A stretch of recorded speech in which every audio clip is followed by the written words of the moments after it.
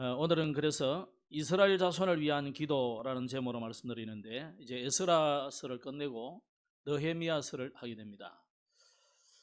대략 구약 성경의 한 절반 정도를 지금 했다 이렇게 볼 수 있어요. 일주일에 한 번씩 하는데 언제 끝날까 싶어도 언젠가는 끝납니다, 그죠? 우리가 전체를 한번 쭉 계속 보는 것도 의미가 있습니다.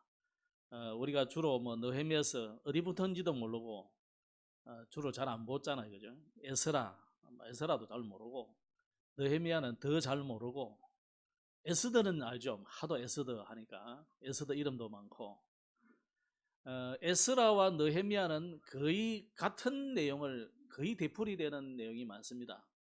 그리고 7년 정도 빨리, 한 13년 정도 빨리 에스라가 왔고 느헤미야는 뒤에 왔기 때문에 같은 이 운동을 일으키기도 하고 그랬습니다. 또 한 사람은 제사장이고 율법학자지만 오늘 느헤미야 같은 경우는 이 행정가 총독으로 왔기 때문에 좀 정치적인, 그리고 좀 이스라엘 백성들을 제도적인 면에서 개혁을 한 그런 사람이다 이렇게 보시면 되고요. 그래서 내용이 거의 같습니다. 거의 똑같은 내용들입니다. 그래서 느헤미야를 에스라 후기, 후서 뭐 이렇게 이야기하는 사람들이 있습니다. 어쨌거나 우리는 지금 에스라서 이후에 느헤미야서를 보고 있습니다. 그래서 오늘 느헤미야의 서론 부분을 좀 보도록 하겠는데, 느헤미야의 이름의 뜻 우리가 뭐 굳이 알 필요는 없지만 느헤미야는 에스라와 같은 시대 인물이고, 또 아닥사스다 왕 때 오늘 마지막에 말씀한 대로 왕의 술을 맡은 관원이에요. 술을 맡았다고 하는 것은 보통 고대 왕들, 지금도 뭐 대통령도 그렇지만 워낙 당시는 왕을 시해하려는 그런 사람들이 많기 때문에 왕이 직접 뭐 누가 뭐 활을 쏘거나 뭐 칼로 찌르거나 그렇지 않다면은 나머지는 뭡니까? 뭔가 독극물을 타는 거죠, 그죠? 음식물이나 이런데. 그래서 이제 주로 왕 앞에 왕의 음식을 미리 맛보는 사람을 뭐라 그럽니까? 우리나라는 기미상궁, 기민년 3월 1일이 아니고 맛을 먼저 보는 사람이다 이거죠. 그런 사람까지 있을 정도였어요. 그러면 이 술을 맡은 관원이라 할 때는 아니 뭐 예수님이 무슨 술 맡은 관원이 되냐? 그건 포로 시간인데 뭐 어쩔 수 없이 하락해야 되잖아요, 그죠? 그래서 이제 그 당시로는 워낙 그 이제 왕은 파티가 많잖아요, 그죠? 왕궁 안에 수없는 이 파티가 많고, 또 왕에게 주는 이 음료수와 술 이걸 전담으로 하는 장관이 있을 정도니까 엄청난 그런 지위죠. 그리고 그만큼 술을 맡은 관원이라는 것은 왕에게 그만큼 신임을 하는 그런 사람, 가장 가까이서 뭐 경호하는 사람은 아니지만 가장 가까이서 언제든지 뭐 쉽게 말하면 물 한번 갖다 바쳐야 될 정도로 이런 가까운 시녀 같은 역할은 아니지만 그 정도로 비서실장 비슷한 입장에 있는 사람이 오늘 느헤미야입니다.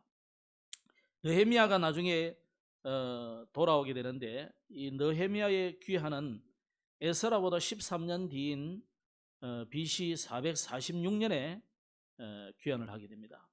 에스라는 많은 사람을 거느리고 왔지만 느헤미야는 뭐 몇 명 거느리고 왔다 이런 말은 없어요.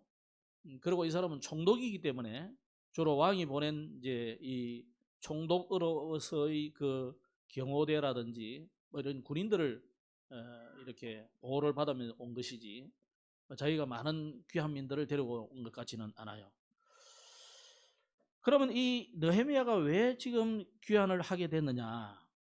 느헤미야가 그 이스라엘 본국에 지금 1차, 2차 귀환한 사람들의 이야기를 형편을 들어보니까 너무 기가 막힌 일들이 소문이 들린 거죠. 그래서 확인도 해야 되겠고, 그런 말을 들을 때 너무 가슴이 아프고 내 나라, 내 민족에 대한 이런 기도가 시작된 겁니다. 오늘 그 기도의 내용입니다. 그래서 하나니라는 사람을 통해서 본국의 소식을 들어보니까 성전은 불타고 성곽이 불타고 뭐 뭐 이런 것들 소문을 들을 때 참 안타깝잖아요. 그래서 정말 하나님 앞에 간절히 기도하고 있는 중에 이 받은 응답이 뭐냐면 왕의 술 맡은 관원이 되다. 이 관원 정도가 아니고 사실은 술 맡은 장관이 된 거죠, 이 사람이. 이렇게 해서 느헤미야가 왕의 수종을 들고 있는데 그 소문을 듣고 기도하던 중에 왕 앞에 나가니까 너무 얼굴이 수척해 있고 근심빛이 있단 말이죠. 네가 왜 오늘따라 이렇게 근심빛이 있느냐 하니까 이 느헤미야가 이야기를 합니다. 내 나라가 지금 내 땅이 내 고토가 저렇게 지금 성벽이 불타고 주변 사람들이 성전을 짓지 못하게 방해하고 겨우 짓는데 막 성벽들을 허물고 가옥들은 불타고 사람들이 잡혀가기도 하고 이런 일이 있다는 거죠. 그러니까 귀한 이후에도 그런 일이 계속 일어났다는 거죠. 주변 국가들이. 그런 소문을 듣고 내가 기도하다 보니까 이렇게 얼굴에 수심이 있습니다. 그러니까 왕이 그럼 어떻게 하면 좋겠느냐. 저를 잠깐 보내주시면 제가 좀 가서 좀 성벽도 짓고 새로 건축을 하고 그렇게 돌아오겠습니다. 그럼 가라. 이래가지고 이제 그냥 가면 뭐 아무 힘이 없잖아요. 그러니까 임금이 총독으로 그 이스라엘 나라의 총독으로 임명해가지고 보내게 되는 거죠. 그렇게 해서 돌아온 느헤미야의 귀환은 우리가 보통 3차 포로기 아니로 이렇게 봅니다. 1차 기한은 주로 스룹바벨과 세스바살이라는 사람이 주로 한 5만 명 정도가 돌아왔다고 보면요. 이 사람들은 뭐 했습니까? 돌아와서 예루살렘 성전을 재건했고, 두 번째 에스라가 주로 한 2천 명을 끌고 왔는데 그들이 에스라가 와서 보니까 이스라엘 지도자들이 타락해 있다 말이에요. 그래서 복음으로 종교를 개혁하는 이들을 주로 일으켰고요. 이 3차 기원으로 돌아온 느헤미야는 허물어진 이 예루살렘의 성벽을 새로 건축하는 그런 일들을 주로 했다고 볼 수 있습니다.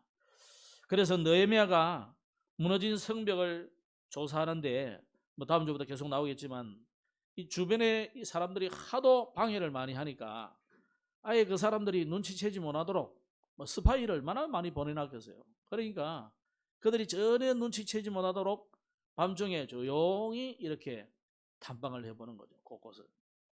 그런 것들을 우리는 볼 수 있습니다.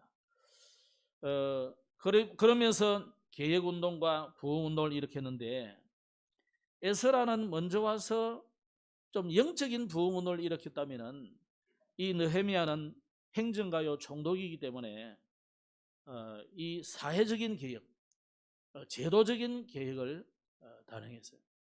그래가지고 수문 앞 광장에 이스라엘을 모아가지고 전 백성들을 모아가 거기서 하나님의 말씀을 쭉 읽어줬어요. 오늘 제가 이 느헤미야서 1장을 읽으면서 오늘 제목으로 정한 것은 이스라엘 자손의 기도, 자손을 위한 기도라는 제목을 드렸습니다만은 2절에 보면은 사로잡힘을 중간에 내가 그 사로잡힘을 면하고 남아있는 유다와 예루살렘 사람들의 형편을 물은즉 남아있는 자들이 있는 거죠. 그리고 3절에도 그들이 내게 이르되 사로잡힘을 면하고 남아있는 자들이 그 지방 거기에서 큰 환난을 당하고 능욕을 받으며 예루살렘 성은 허물어지고 성문들은 불탔다 하는지라. 내가 이 말을 듣고 앉아서 울고 수일 동안 슬퍼하며 하늘의 하나님 앞에 금식하며 기도했다. 그러면서 5절에 이르되 하늘의 하나님 여호와 크고 두려우신 하나님이여 주를 사랑하고 주의 계명을 지키는 자에게 언약을 지키시며 긍휼을 베푸시는 주여 간구하나이다. 뭐 요 부분만 읽어도 됩니다. 왜 다 읽었느냐? 주로 그 구약 시대에는 설교가 따로 없었고 대부분 그냥 하나님의 말씀을 그냥 읽어줬어요. 물론 우리하고 좀 상황은 다르죠. 이스라엘은 하나님이 직접 이스라엘 모세에게 나타나서 말씀을 주시고 또 글을 써서 주셨기 때문에 이 자기들은 그 읽기만 해도 알아들어요. 우리는 이제 그 번역돼 왔고 남의 나라 이 언어와 생활 습관과 문화가 완전히 다르기 때문에 조금 주석이 필요하고 설명이 필요한 거죠. 그러나 구약시대 대부분은요 그냥 하나님 말씀 읽어주기만 하는데도 회개하고 그러지는 않아요. 실제로 여러분 신명기를 한번 읽어보십시오. 읽어보기만 해도 마음에 다 감동이 되고 저는 찔림이 되고 회개가 나오고 그래요. 여러분 안 그렇던가요? 이스라엘은 지금 이 말씀, 특히 그들이 읽어준 말들은 주로 신명기예요. 모세오경 중에서도 주로 신명기를 쭉 읽어주는 거죠. 신명기는 창세기, 출애굽기, 레위기, 민수기를 거의 요약한 하나님의 말씀의 엑기스라 여러분 보면 돼요. 모세오경의 핵심적인 거예요. 그걸 읽어주기만 하는데도 이스라엘은 통회하고 자복하고 돌이키는 역사들이 일어났어요. 수문 앞 광장에서 이스라엘 백성들이 거기서 최소 몇 시간을 읽었냐면 한 6시간, 7시간 이 정도를 읽은 것 같아요. 그럼 혼자 다 읽었냐? 뭐 그건 모르겠습니다만은 어쨌거나 천천히 읽는데 그 말씀을 듣는 온 이스라엘 백성들이 통회하고 자복하는 일이 일어난 거죠. 이 말씀을 듣고는 다 일어나서 조용히 듣고 그들이 울었는데 그 다음 날에는 이 사람들이 또 이 에스라와 느헤미야에게 찾아와서 우리에게 이 하나님의 말씀에 대해서 좀 더 깊이 알려달라 이런 부탁을 하고 그랬다는 것이죠. 그런데 읽다 보니까 지금 절기가 초막절인데 초막절기를 안 지키고 있었던 거죠. 그래서 그들이 황급히 초막절을 회복하는 일이 일어납니다. 그래서 일주일 동안 초막절을 지키고 제8일에 성회를 열게 되었는데 이스라엘은 사실 새 절기를 제대로 지킨 적이 거의 별로 없습니다. 뭐 유월절도 마찬가지고 그리고 뭐 오순절, 수장절 제대로 지킨 적이 별로 없다. 간간히 지킨 건 있어도 그러니까 부모님이 안 하니까 다 잊어버리는 거 우선은 우리가요 잊어버리는 거 순간입니다. 한 세다만 싹 안 해도요 다 놓쳐버립니다. 이 죽성의 이 사람들 중에 보면은 서씨 또 최씨 이런 분들이 많거든요. 죽성 월전 이쪽에 최씨 중에 보면 그 순교자가 있어요. 목사님이신데 근데 그 후손들이요 예수 안 믿는 사람 굉장히 많아요. 전에 우리 교회 잠깐 오셨던 그 누구 서신이 연산동 가셔서 이제 장로님 되셨는데 그분 외가 쪽이 그 최씨 집안이거든요. 그 다 순교자 집안이에요. 근데 우리가 만난 여러 사람들 보면 옛날에 그 예빈이 따라온 그 복희 따라온 그 친구 최 누구죠? 그거 다 그 집안이에요. 예수 안 믿는다니까. 이게요 몇몇 불신앙의 사람 몇 명 나와가지고 한 세대만 복음이 전달 안 돼버리면요 금방 불신앙의 문화가 쫙 내려가 버려요. 여러분 굉장히 우리가 가정에 달고 오늘 특히 어버이 주일인데 그런 부분을 두고 여러분이 자녀의 복음화를 위해서 굉장히 많은 깊은 기도와 이 안타까움이 있어야 됩니다. 그래서 저들이 이방 사람과 절교하고 하나님께만 경배하면서 전 백성이 금식하고 회개하는 일들이라고 회개에 합당한 열매를 이렇게 맺어 드린 거죠. 그러면서 이 사람들이 좀 특이한 것을 했어요. 어떤 결단을 했냐면 자기들이 그 당시에는 이 문서로 남기는 게 쉽지 않잖아요. 왜 성경을 읽어주겠습니까? 그 성경 두루마리 성경 하나 만드는데 요즘 우리 돈으로 치면 수천만 원 들어요. 그럼 가죽옷 하나 요즘도 가죽옷 하나 제대로 된 가죽옷 얼마나 비쌉니까? 그런 아주 가죽을 얇게 이래가 뺏겨 가지고 거기에 먹물로 글을 써서 그걸 책 한 권, 창세기 한 권을 만들어서 돌돌 말한 이 두루마리 성경이란 말이에요. 이렇게 크단 말이에요. 그 한 권이 돈이 얼마나 되겠어요? 어마어마하게 비싼 거예요. 지금도 가죽옷이 이 흔한 시대도 비싼데 그때는 얼마나 비싼 거예요. 그러니까 한 개인이 웬만한 부자라도 이 두루마리 성경을 하나 갖는다는 것은 엄청난 투자를 해야 돼요. 그럼 에디오피아 내시가 그 두루마리 성경을 사가지고 이사야서는 특히 길어요. 그죠? 60 몇 장까지 있거든. 그걸 뭐 이렇게 큰 걸 가지고 들고 하면서 이렇게 쭉 늘려고 하면서 읽어보는 거죠. 펴가지고.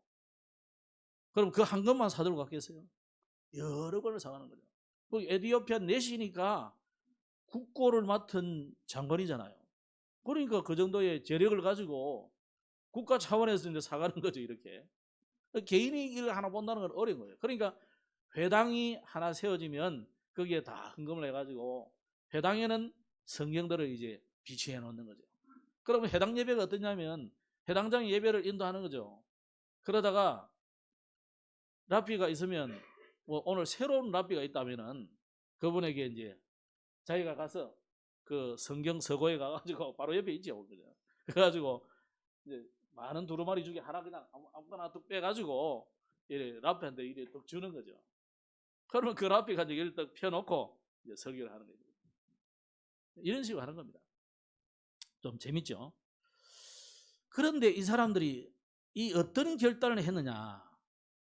자기들이 그 결단을 하는 것을 글에 써가지고 내가 이제는 정말 하나님의 말씀대로 살겠습니다. 여러분 집에 가훈을 쓰듯이, 예? 가훈을 여러분 집에 가훈 써붙이는 사람 있습니까? 내가 신방다리 보니까 없던데 요즘은 거의 없는데 없는 걸로 알고 있는데 저도 하나 써붙여 놓으려 하다가 저는 원래 막 붙이고 이런 거 싫어가지고 안 하는데 자, 그런 식으로 이제 써가지고 자기의 서명을 한 거예요. 나 최성수는 이렇게 하나님의 말씀대로 오직 나와 내 집은 여호와만 섬기겠습니다. 결단하는 이 도장을 찍고 이래 서원하는 일들이 일어나고 있어요. 여러분 회개만 하지 말고 눈물만 찔끔하지 말고 가슴만 치지 말고 회개에 합당한 열매를 맺으라. 그래서 어떤 사람은요, 내가 회개한다, 남한테 잘못한 게 있다고 사개월은 몇 배로 갚았어요? 4배나 갚았다니. 갚겠나이다. 이런 회개에 합당한 열매를 맺으시기 바랍니다. 그러다가 느헤미야는 다시 바사 왕에게로 갔다가 예루살렘으로 또 돌아오게 되는데 이제 왕이 뭐라 했습니까? 갔다 오라 그랬거든요. 갔다가 와가지고 다시 이제 총독으로 또 부임하게 되는 거죠. 그러고는 와서 이 느헤미야가 사회 개혁을 일으킵니다. 무엇을 위한 사회 개혁을 했느냐? 사실 이스라엘은 하나님을 오직 하나님만 섬기는 나라잖아요. 그래서 사회 개혁이라 해도 신앙과 무관하지 않아요. 자, 우리 성도는요, 여러분이 갱신하고 개혁한다 할 때 하나님하고 전혀 관계없이 오늘부터 나는 예수 안 믿기로 결단했다 이러면 안 됩니다. 그죠? 그런 결단하면 안 된다. 그렇듯이 느헤미야가 이스라엘을 개혁하는데 느헤미야는 어떤 개혁을 했느냐? 11조와 성물을 하나님 앞에 드리는 것을 제도화를 했어요. 왜 이래야 되느냐? 저는 에스라 시대 보셨죠? 특히 레위인들과 제사장들이 아무도 예배하러 안 오니까 예배하러 와야 무슨 뭐 11조도 가지고 오고 헌물도 가져오고 또 곡식빵 그 곡식에 대한 근초의 11조라든지 곡식 11조도 드리는데 아무도 안 가져오니까 이 제사장과 레위인이 굶어 죽을 판이라. 그래서 각기 다 자기를 찾아간 거예요. 그래서 제가 종종 이야기했지만요, 예수님의 제자 중에 레위 마태가 있습니다. 마태가 원래 레위인입니다. 마태라는 것은 주로 헬라식 이름이고 원래 이 사람 이름은 레위인이다. 그 레위인인데 뭐합니까 지금? 세리하고 있었잖아요. 이게 무슨 말이냐? 바리새인들은 물론 평신호니까 뭐 제사 예배는 관계없지만은 사두개인들이 사독을 가르침을 우리가 따르자 하는 사람들이 모인 무리가 사두개인이에요. 근데 이 사두개인의 당에 속하지 않은 나머지 제사장 가문들이 많이 있는 거예요. 또 그게 동조하지 않은 레위인들이 많은 거죠. 이 사람들은 한 10년에 한 번 봉사하라고 하는 거예요. 말하자면 좀 마음에 드는 사람은 한 3년에 한 번 봉사해. 그럼 그 봉사하는 그걸 가지고 이제 수고한 걸 가지고 이제 자기 이제 쉽게 말하면 3년에 한 번 양 한 마리 들고 가지고 이제 집에 가 식구들하고 뜯어물 판이야. 그러니까 레위인들이 아무도 제사 일을 하려고 하지 않는 거죠. 기득권이 누굽니까? 바리새인이니까. 그런데 이 포로 전후 이 시기는 전혀 뭐 제설 아예 막 포로 시기는 없으니까 레위인들도 전부 이제 뭐 각기 직업을 다 가지고 있던 거죠. 그래서 느헤미야가 아예 제도적으로 11조와 성물을 바치도록 되는 거죠. 그래서 실제로 유대인들은 지금도 한 10분의 3을 예물로 드립니다. 지금도 유대인들은 11조와 그 외에 또 헌금과 또 구제를 위한 헌금 이런 것들 합하면 한 10분의 3 정도 돼요. 그러고도 유대인들은 잘 삽니다. 왜 그러냐? 훨씬 우리보다 잘 살아요. 헌금을 그렇게 많이 하고도. 그러니까 하나님이 축복하시는 거죠. 그러면서 아까 말한 것과 같이 이 성전을 섬길 자들이 다 없어져 버리니까 그걸 확보해 가지고 성소 섬길 자들을 이제 새롭게 세우는 거죠. 그러면서 안식일 제도를 부활시키는 겁니다. 안식일에는 서로 팔고 사고 이런 거 하지 마라. 그러면서 또 자기 일도 이제 하지 말고 그날을 하나님 앞에 예배하는 날로 거룩하게 지켜라. 이걸 회복시킨 거죠. 그러면서 에스라 시대에 있었던 에스라서에 있었던 그 이스라엘의 고정적인 문제들이 뭐였습니까? 와 보니까요. 그 뭐 사마리아 사람들 또 이방인들 이쁜 여자들이 많거든요.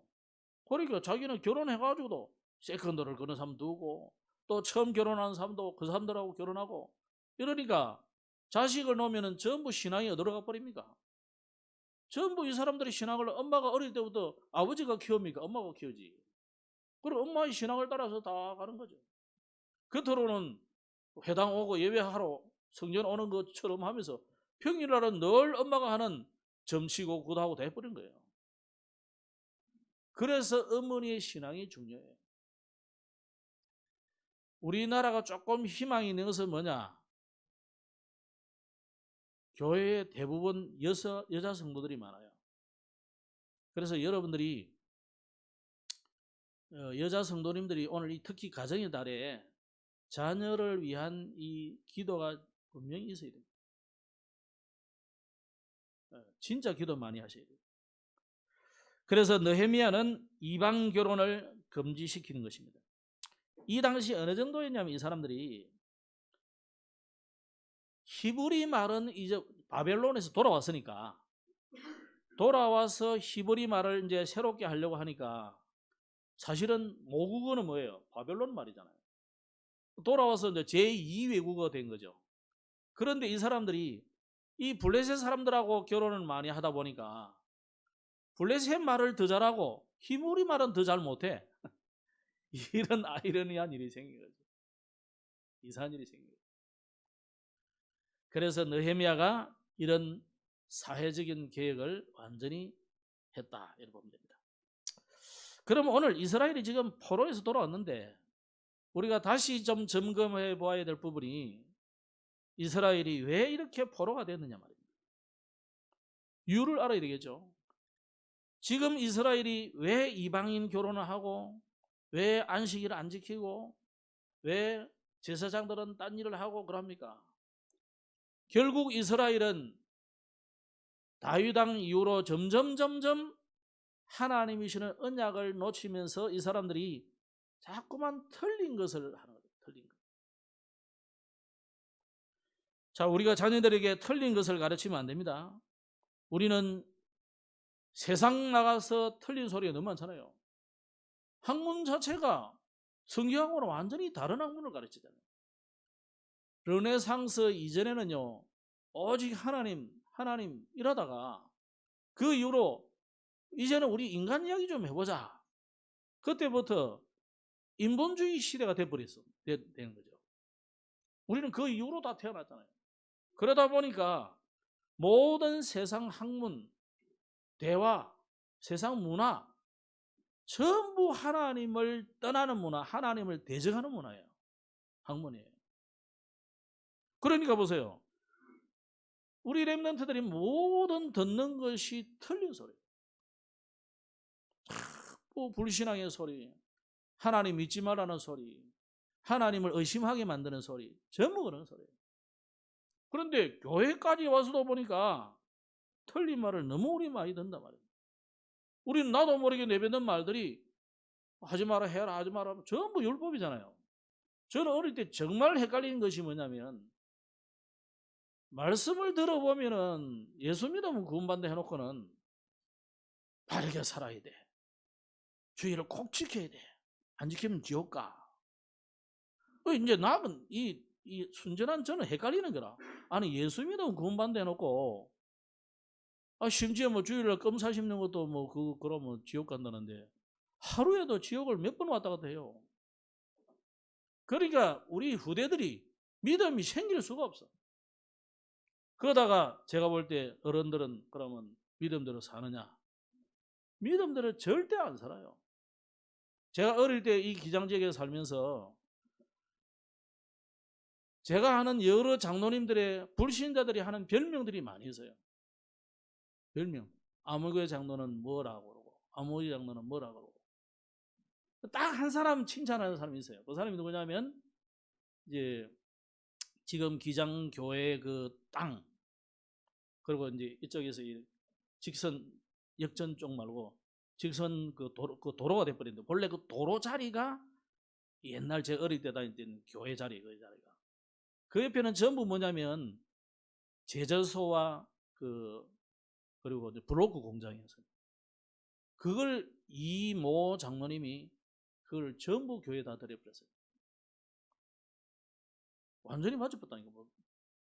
그리고 이제 자기 자녀들은 뭐 어떻게 되는지 모르겠는데, 제가 아는 한 분은 이제 그 경성대, 지금은 이제 경성대죠. 경성대 음대 나가지고 어떤 그 우리 기장 출신 어떤 젊은이하고 결혼해가지고 미국 가 살고 계시고, 뭐 자녀들은 다 잘 돼 있습니다. 잘 돼 있습니다. 근데 그분 말고는 우리가 요즘도 한 번씩 이렇게 가고, 옛날 사람들 제가 만나잖아요. 김부부 할아버지 이런 사람 잘 알거든요. 대부분 칭찬하는 사람이 없어. 그 이장모님 말고는 대부분 다 그거는 어쩌고 저거는 어쩌고, 내가 한 번씩 생각나서 툭 물어보면 전혀 기장 사회에 전도에 도움되는 사람이 아무도 없어요. 그분 말고는. 그러니까 보세요. 그러면서 사람들은 뭐냐, 아유 전도는 삶으로 한대. 아니, 삶이 안 되는데 무슨 전도가 돼요. 삶으로 하나님과 다 가리고 온갖 인본주의 쓰면서 다 살면서 안 되더라 이 말이에요. 그러니까 우리 후대 입장에서 볼 때는 뭐 장로님들이고 뭐 어른들이 뭐 다 저렇게 덕스럽지 못하고 안 되는 거예요. 그러니까 후대들의 그 믿음이 자꾸 무너진다. 자, 그래서 여러분, 우리가 무슨 일이나 무슨 사건이 났을 때 틀린 것을 보고 틀린 것을 말하면 안 됩니다. 어떤 사건이 생겼을 때 하나님이 절대 주권자 아닙니까? 하나님의 절대 주권이 이 일이 이루어졌다면은, 그러면 하나님의 절대적인 계획이 있을 거 아니냐 말이에요. 하나님이 이 일을 허락하셨다고 믿는다면은 하나님의 절대적인 계획이 있을 것이다. 이걸 찾아야 되는데, 당장 우리는 심판자, 재판자가 돼버려가지고 총칼로 다 죽여버리니까 하나님이 심판하실 이유가 없지. 우린 다 심판받은 거예요. 그 사람은 자유는 없는 거예요. 여러분이 예를 들어서 대통령이 돼서 수없는 공격했다. 대통령이 아무리 잘못해도 여러분 이미 재판을 다 받아버렸어. 하나님이 판단하실 이유가 없다니까요. 오늘 여러분 그 누구도 우리가 사실은 재판하지 말고 판단하지 말고 그 판단을 하나님께 맡겨라 그러잖아요. 제가 어릴 때 보니까요, 김일성이를 얼마나 욕하면서 얼마나 뭐 죽일로 맞지, 6.25 전쟁도 일으키고 어마어마한 이 대량 살상이 일어났으니까. 그러니까 너무 오래 살더라고. 80년까지 혹 달고도요. 그리 죽으라고 그 삼각산 위에 올라가지고 겨울에도 흰 비닐을 뒤집어쓰고 방석이 뚜만 거 깔고 앉아가지고 저 김일성을 죽여주시고 우리나라를 통일시켜주시고 통일하지 안 된다니까. 하나님이 그 기도를 안 들으시는 거예요. 그 기도를. 뭐 기도는 많이 해서 좋았습니다만은, 그래서 우리는 자꾸만 이스라엘이 왜 포로됩니까? 자꾸만 틀린 것을 알고 틀린 것을 듣고 틀린 소리 하기 때문에 그래요. 오늘 여러분 정말 이스라엘처럼 우리가 또다시 틀린 소리 틀린 말 듣고 거기에 시험 들고 그러면요, 우리도 또 포로되고 속국되고 노예되고 방랑민족 되는 겁니다. 우리는 전부 뭐로 해석해야 돼요? 복음으로 해석해야 돼요. 그 어떤 소리 어떤 말도 어떤 상황도 시험 들지 말고 전도와 선교와 복음으로 해석해 버려야 돼요. 그게 안 되면 일단 그 소리를 듣고 또 판단하는 내가 병들어. 여러분 소리는, 여러분 내뱉을 때 소리는요, 다른 사람이 듣는 거 이전에 내가 내 소리를 들을 때는 돌아가서 이 듣는 거잖아요. 근데 실제로는 내 귀 뇌를 울려서 이 말이 된다 이게. 그러면 여러분 욕을 많이 하는 사람이다. 여러분의 이 뇌가 욕을 엄청 얻어먹는 거야.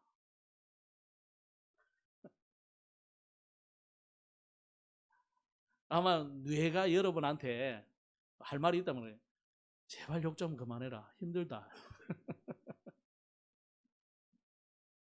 난 그래서 누가 뭐 욕 좀 많이 하고 그래서 하면요, 인간 아니고는 상대 안 해버립니다.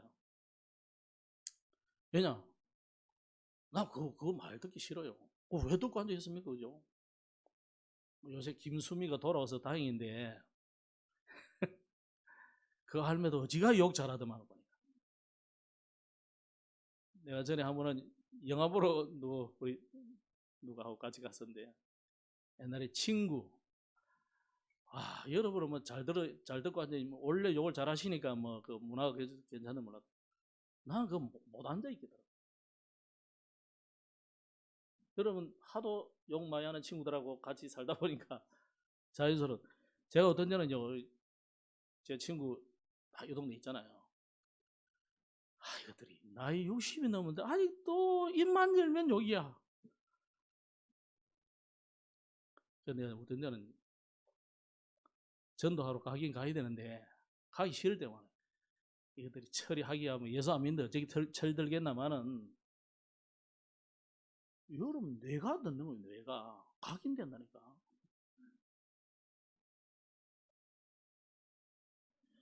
우리 랩런트들에게 틀린 것을 각인시켜야 되겠습니까? 그래 랩런트를 그래서 시험 들게 하면 되겠습니까? 이스라엘은 결국은 뭡니까? 틀린 것을 복음으로 알고 있어요. 율법을 지키면 구원받는다는 이런 틀린 복음을 알고 있다는 거예요. 우리 민족만이 선민이다는 이 틀린 복음을 알고 있다고, 유대인들은. 그러면서 메시아는 우리 민족의 메시아야. 쟤네들은 이방 민족이고 저 로마 완전히 박살낼 다윗 같은 왕이 오실 거야. 그분이 우리의 메시아야. 이런 틀린 복음을 가지고 있기 때문에 이스라엘은 망하는 겁니다. 하나님은 이스라엘에게 왜 복음을 줬습니까? 왜 거기에 메시아가 와야 됩니까? 전 세계 살릴 가장 센터에 있기 때문에 한 민족을 누군가를 선택해야 되기 때문에 한 나라를 선택하고 그런 거예요. 그러면 거기에 은혜로 복음을 줬기 때문에 그 복음을 나눠줘야 되는 의무가 있어요. 받은 축복이지만 그 축복을 우리는 받기만 하고 있으면 안 되고 누리기만 있으면 안 되고 나눠줘야 될 사명이 있다는 거예요. 그게 우리의 미션입니다. 여러분에게 복음이 깨달아졌습니까? 이 깨달은 복음을 전달할 사명이 있다고 해요. 그래서 베드로는 뭐라고 했습니까? 2장 9절에 우리는 이 빛을 선전하는 자다. 빛을 선전하는 자. 하나님이 저와 여러분을 그런 자로 부르신 줄 믿으시기 바랍니다. 그러면서 이스라엘이 왜 또 포로가 되었습니까? 이 사람들은요, 지금 전 세계를 경제, 산업, 문화, 정치, 돈 다 움직이는 나라가 됐지만 딱 한 가지 영적 서밋만 안 되는 길로 걸어가고 있어요. 다 잘해요. 이스라엘이 너무너무 잘하는데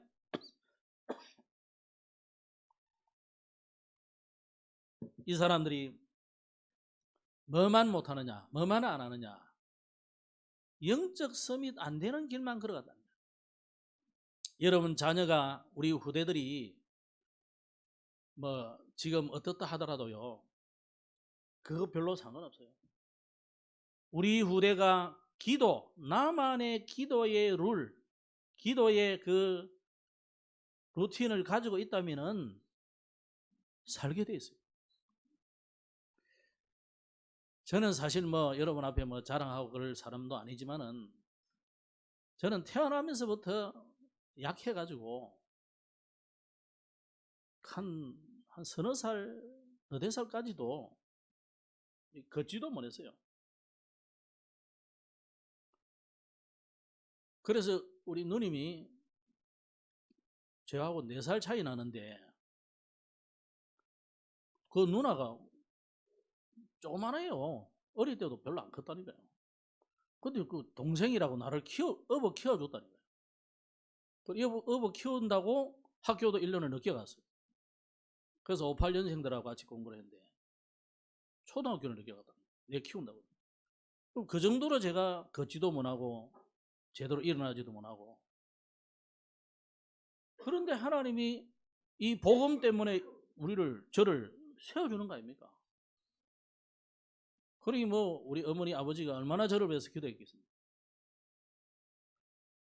저는 그 기도의 모습을 보고 자랐고 기도하는 기도 소리를 듣고 일어나고 기도 소리를 들으면서 자고 그게 제 일상이에요. 일상.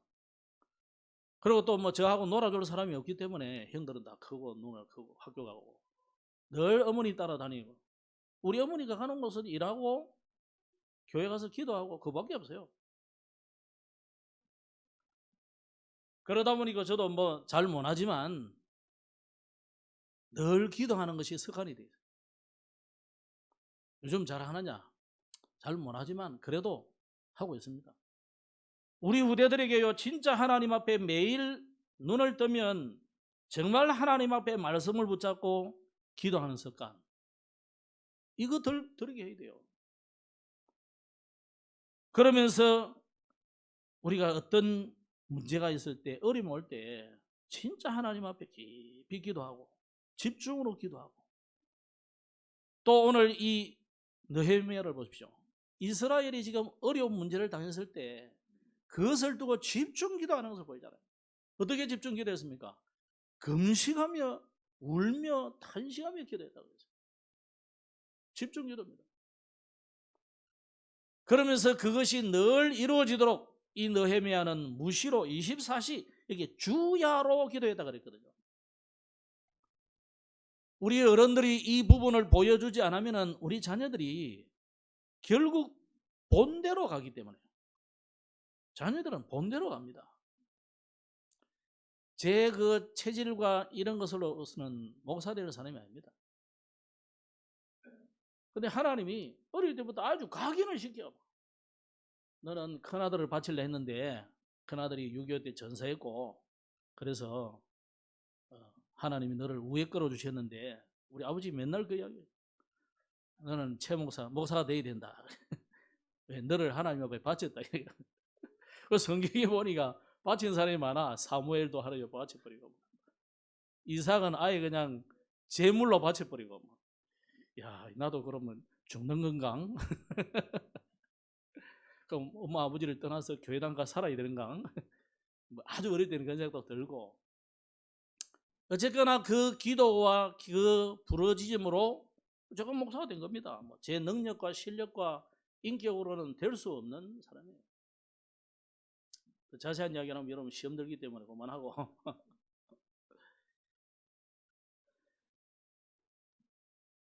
그렇다면 우리가 산업을 할 때도, 우리 랩런트들이 공부를 할 때도 영적인 힘을 얻고 해야 되겠습니까? 다른 힘으로는 안 되거든요.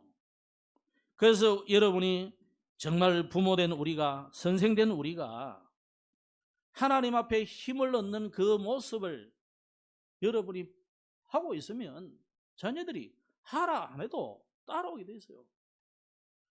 저희 아버지 어머니가 저한테 요구한 거는 공부 잘해라 못해라 이거 물어본 적이 없어요. 자기들 공부를 안 해봐 놓으니까 다행이에요.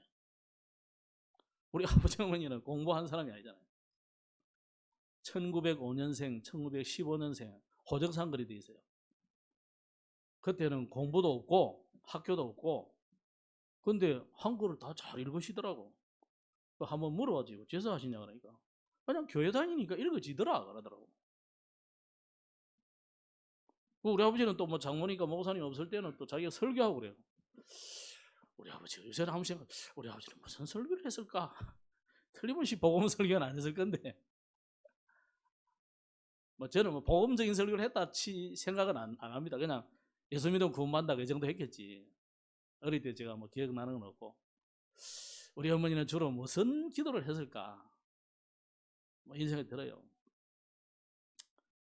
여러분 진짜 우리가 랩런트 앞에서, 후대들 앞에서 여러분이 영적 서밋으로 세워지도록 진짜 하나님 집중으로 기도하고 있으면 자녀의 미래는 하나님 책임집니다.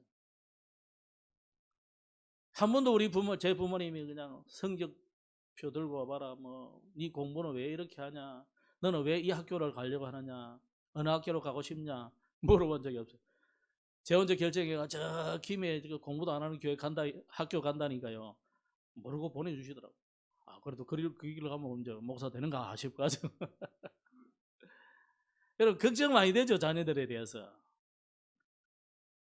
주님은 아무것도 걱정하지 마라 그랬어요. 아멘. 걱정되는데 분 많죠. 오늘 모든 염려를 주께 맡겨 버리기를 바랍니다.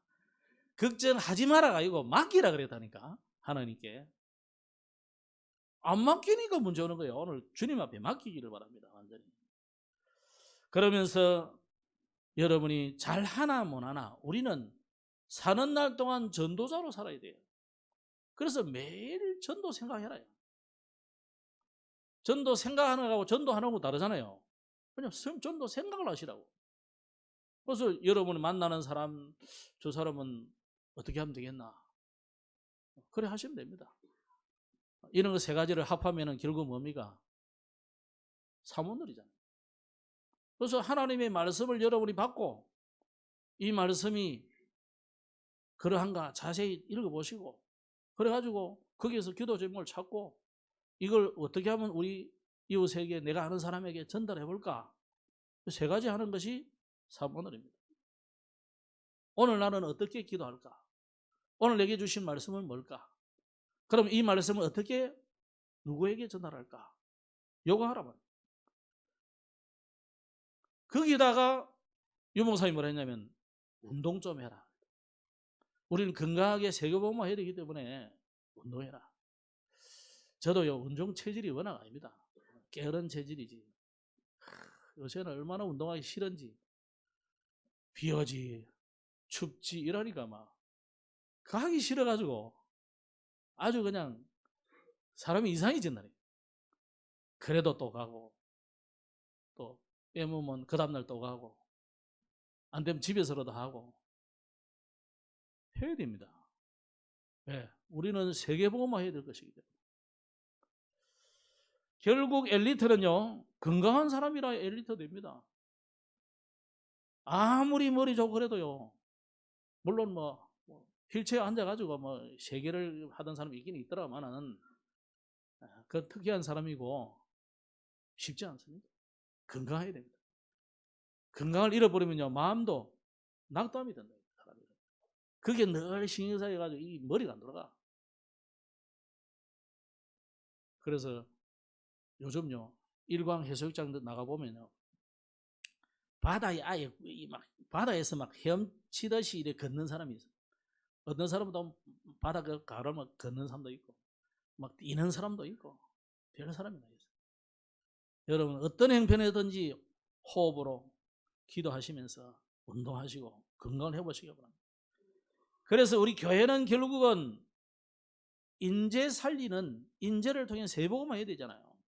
나는 그럼 인재 아니니까 포기하고, 그거 아닙니다. 복음 가진 여러분은 다 인재예요. 언제 하나님이 DNA 하나만 살짝 바꿔버리면요, 어마어마한 사람이 될 수도 있어요. 아인슈타인이 처음부터 이렇게 훌륭한 사람 아닙니다. 원래 공부 잘 못했다니까요. 하나님이 어느 날 은혜 주니까요, 바뀌는 겁니다.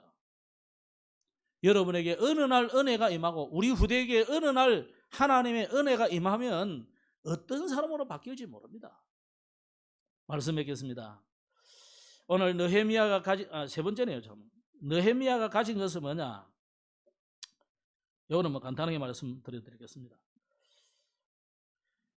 이 틀린 것, 그죠? 서밋이 안 되는 길을 가고 있는 이스라엘, 그들에게서 빠져나온 사람이에요. 여러분 빨리 빠져나와야 돼요. 그래서 느헤미야는 멸망의 길, 틀린 길, 서밋이 안 되는 그 길을 가면 안 되고 정말 영적 서밋으로 가는 그 길을 간 사람이에요. 그래서 오늘도 보니까 본문에도 이 느헤미야가 하나님 앞에 그 나라의 형편을 듣고 진짜 기도하는데 하나님이 응답을 주시잖아요. 내가 왕의 술 관원이 되었느니라. 그때 내가 그랬어요. 느헤미야는 어떤 신분입니까? 유다 지파요 하가랴의 아들이었는데 그 이름이 여호와께서 위로해 주셨다는 뜻입니다. 이 사람이 예루살렘의 소식을 듣고 왕에게 간청해 가지고 총독으로 성벽을 재건하기 위해서 가는 거죠. 이 정도로 왕과 소통되는 사람이다. 우리 렘넌트들이 왕과 소통될 만큼, 저 많은 서밋들과 소통될 만큼 영적 서밋으로 세워져서 기능의 서밋 응답받기를 주의 이름으로 축복합니다. 그래서 느헤미야는 정말 기도의 사람이다. 나는 그런 소문을 들을 때 조상을 원망할 수도 있잖아요. 아니 그 나쁜 놈들이 그럴 수 있냐, 치를 들고 그럴 수도 있잖아요. 그러기 이전에 느헤미야는 기도했다. 금식하며 마치 자기가 범죄해서 그렇게 된 것인 양 기도하기 시작했어요. 그러면서 현장에서 느헤미야는 미리 누린 사람이라고 볼 수 있습니다. 말씀 맺겠습니다.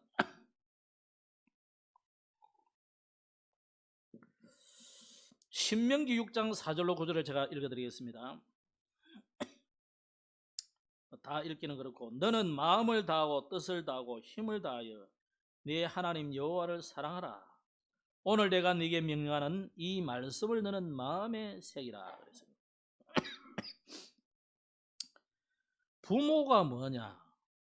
이게 내 자녀에게 가르치기 전에 너는 마음을 다하고 뜻을 다하고. 자녀가 어떻게 되느냐? 부모에게 책임이 많습니다. 여러분이 정말 마음을 다하고 뜻을 다하고 힘을 다하여 하나님을 사랑하고 말씀을 마음에 새기고 그러면 자녀들은 따라오게 되어 있습니다. 그래서 잠언 13장에 보면 24절, 매를 아끼는 자는 그의 자식을 미워합니다. 자식을 사랑하는 자는 건실히 징계하느니라 그랬고요. 에베소서 6장에도 보면 아비들아 너희 자녀를 노엽게 하지 말고 오직 주의 교훈과 훈계로 양육하라. 요 두 가지 말씀이 좀 충돌이 되잖아요. 구약에는 심지어 뭐 징계도 해라 이랬는데 신약에는 뭐냐면 자녀를 노엽게 하지 말라. 여러분 자녀를 노엽게 하지 말고 즉 좀 합리적으로 이렇게 키우시고 인격과 이 개성을 좀 존중해줘요. 특히 이 시대는 더 그래요. 그죠? 우리는 자칫하면 자녀가 내 자녀라 생각하니까 여러분에게 주신 자녀가 아닙니다. 하나님의 자녀예요. 네? 하나님이 자기 자녀를 여러분을 통해서 주셨을 뿐입니다. 그러면 우리는 내 자녀도 청직이다 생각하시고 내가 자꾸 요래저래 만들려고 하지 말고 금방 태어났을 때는 두개골을 이래 높이고 저래 높이 하면은 좀 돼요. 우리 어머니는 그냥 아프다고 내버려도 일하러 가가지고 제가 뒤통수가 납작해. 항상 보면 내 두개골이 마음에 안 들어요. 그거는 딱 태어났을 때 얼마 그때는 딱 여러분이 만들 수 있어요. 근데 그 이상은 안 돼.